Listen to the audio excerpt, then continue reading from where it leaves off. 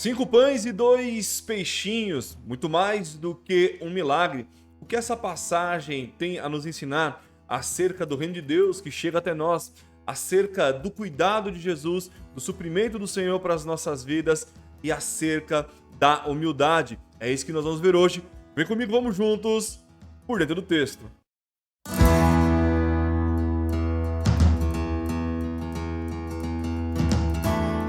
Olá, eu sou o pastor Douglas Gonçalves e você está no canal Por Dentro do Texto. Se você está chegando por aqui agora ou já acompanha os nossos vídeos, mas ainda não é inscrito no canal, não se esqueça de clicar aqui embaixo no botão inscrever-se, ativar o sininho para ficar por dentro de todo o conteúdo que nós temos produzido aqui no canal e também compartilhar nas suas mídias sociais esse vídeo se você gostar, deixar o teu like aí também porque isso ajuda demais o nosso canal a crescer. Lembrando que se você deseja adquirir literatura cristã de qualidade, não se esqueça de visitar o nosso site livrariaculturabiblica.com.br, o melhor da teologia cristã, a um preço incrível, com um frete sensacional para a sua região. Fica até o final do vídeo porque eu vou dar uma dica de leitura para você que vai enriquecer o seu estudo no conteúdo histórico e cultural dos tempos de Jesus.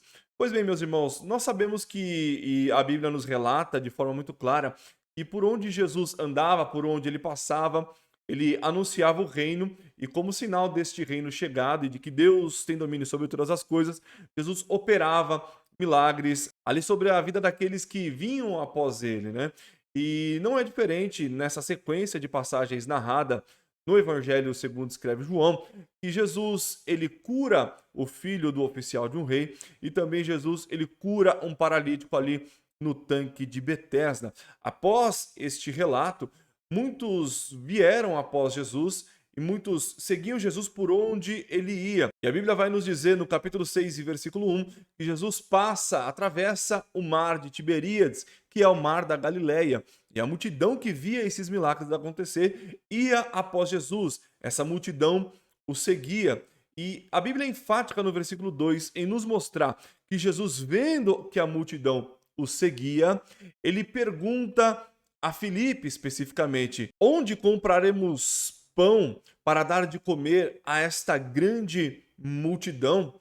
E a Bíblia é clara em nos mostrar que Jesus, mesmo antes de expor o problema, ele já conhece e tem a solução, porque a Bíblia nos relata que Jesus questionou Filipe dessa maneira para o experimentar, porque Jesus já sabia muito bem o que ele iria fazer. Filipe dá uma resposta preocupada a Jesus, dizendo: Senhor, 200 denários, ou seja, muito dinheiro, não seria suficiente para comprar pão para toda essa grande multidão. Nós temos um problema ali naquele momento, que é, se nós podemos chamar assim também, a inflação dos produtos alimentícios já naquela época, tendo em vista que o povo estava sob a dominação romana, pagando altos impostos, o que tornava inviável a compra de alimentos para muitos da população. Nós podemos observar diversos relatos bíblicos que pessoas pedem esmolas,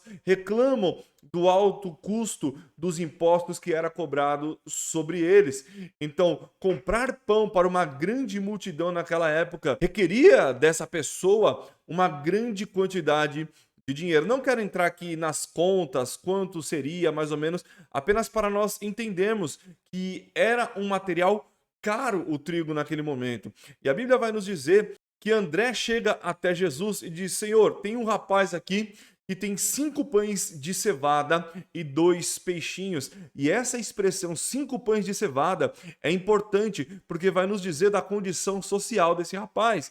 Porque o pão de cevada, ele era considerado naquela época por alguns historiadores, por alguns comentaristas, como um mata-fome da pobreza, ou seja, o pão de cevada, ele não tinha o mesmo sabor do trigo, não tinha a mesma qualidade do trigo, mas servia para que o pobre pudesse se alimentar. Aquele jovem que estava acompanhando de Jesus tinha uma provisão para si mesmo, mas Jesus já sabia que aquele alimento, ele multiplicando, supriria a necessidade daqueles que o seguiam. O que é interessante é que essa multidão vem durante algumas horas, vem durante um longo período acompanhando os sinais, ouvindo o sermão, porque Jesus fala da sua missão, e essa multidão, após ouvir o sermão, após ver os sinais, ela continua seguindo Jesus, e Jesus sabendo exatamente do que cada um deles precisa. Nós precisamos entender que Jesus, ele está preocupado com um reino eterno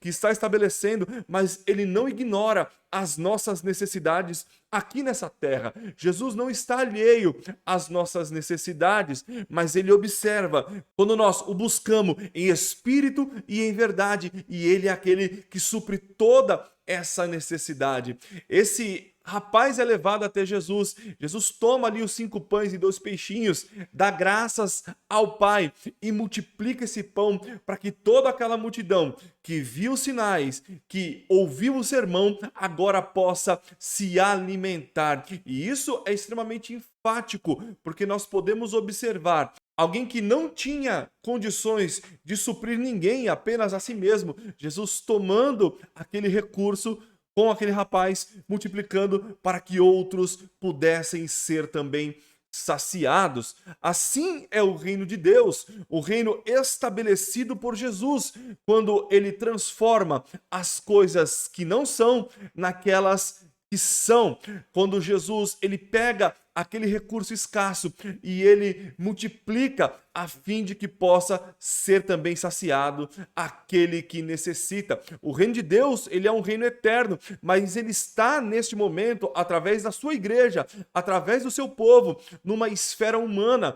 Você e eu somos o agente de Deus nessa terra, pessoas chamadas como igreja para que outras possam ser saciadas pela palavra e também, por que não, por provisão de nossa parte, aquele que tem recursos e que assim pode fazê-lo. É interessante que 12 representa o reino de Deus, representava assim, através das 12 tribos de Israel no Antigo Testamento, os 12 apóstolos. E quando a multidão está saciada, matou a sua fome, Jesus diz uma frase que é muito interessante. No capítulo 6 e versículo 12 ele diz assim: recolhei os pedaços que sobraram para que nada se perca.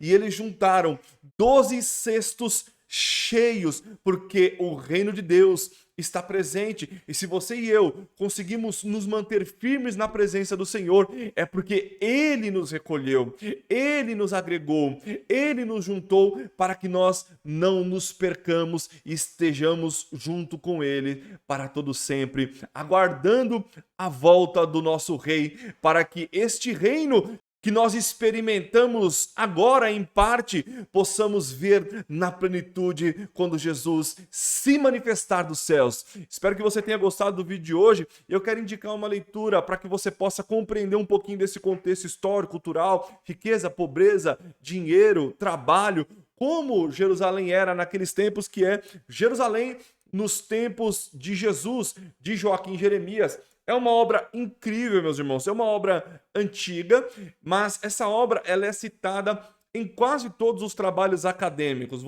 Se você der uma olhada na bibliografia de algum livro que você tem falando de história, cultura, algum comentário bíblico, diversos livros de exegese e também de hermenêutica vão recomendar como ferramenta para que você possa trabalhar a exegese e a hermenêutica do seu texto bíblico. O link para aquisição dessa obra está aqui embaixo, você encontra lá no nosso site livrariaculturabiblica.com.br. Eu espero que esse vídeo tenha edificado a sua vida. Se você gostou, deixa aí o teu like, comenta aqui embaixo o que você achou, compartilha nas suas mídias sociais, ajude esse canal a crescer, porque isso também nos ajuda demais aqui. Valeu, pessoal, muito obrigado e até a próxima, se Deus quiser.